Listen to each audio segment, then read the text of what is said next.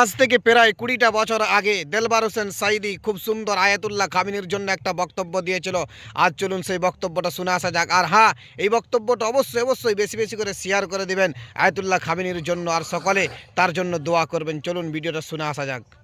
ইরানের মুসলমানেরা, তাদের সাথে আমাদের আকীদার অনেক ব্যস্কম আছে, কিন্তু তারা যখন ঐক্যবদ্ধ হলো, ইরানের ওলামারা আয়াতুল্লাহরা যখন ঐক্যবদ্ধ হলেন, তখন আমেরিকার মতো বিরাট পরাশক্তিকে তারা পদানত করে ইসলামী রাষ্ট্র, তাদের ভাষায় তারা ইসলামী রাষ্ট্র প্রতিষ্ঠা করতে সক্ষম হয়েছে এবং আমেরিকাকে পদানত করেছে।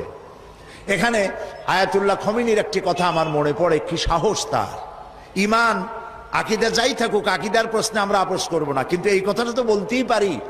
যখন আমেরিকা তাকে বলেছিল যে আমার দূতাবাস থেকে যে ৫৬ জনকে গ্রেফতার করা হয়েছে আমেরিকান, এদেরকে ছেড়ে দাও, তা না হলে তোমার খাদ্য রসদ আমেরিকা থেকে যত সাহায্য যায় সব বন্ধ করে দেওয়া হবে। আয়াতুল্লাহ খমেনি জবাব দিয়েছিলেন আমেরিকান প্রেসিডেন্টকে, তুমি কারে খাবারের ভয় দেখাও? যেই জাতির বছরে ১ মাস না খাইয়া থাকা ফরজ, সেই জাতি তোমার খাবারের অপেক্ষা করবে?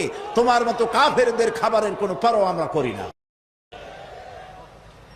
মুসলমানেরা যখন ঐক্যবদ্ধ হয়েছিলেন, আল্লাহ তাদেরকে বিজয় দান করেছিলেন। সেখানে ঐক্যবদ্ধ হওয়ার জন্য আসুন তাওহীদের উপর ঐক্যবদ্ধ হই, খাতমে নবুয়তের আকীদার উপর ঐক্যবদ্ধ হই, শিরক এবং বেদাতের বিরুদ্ধে কথা বলি, একই সুরে বলি, একসাথে বলি, জীবনকে বাজি রেখে বলি। আল্লাহ তাআলা তৌফিক আমাদেরকে দান করুন।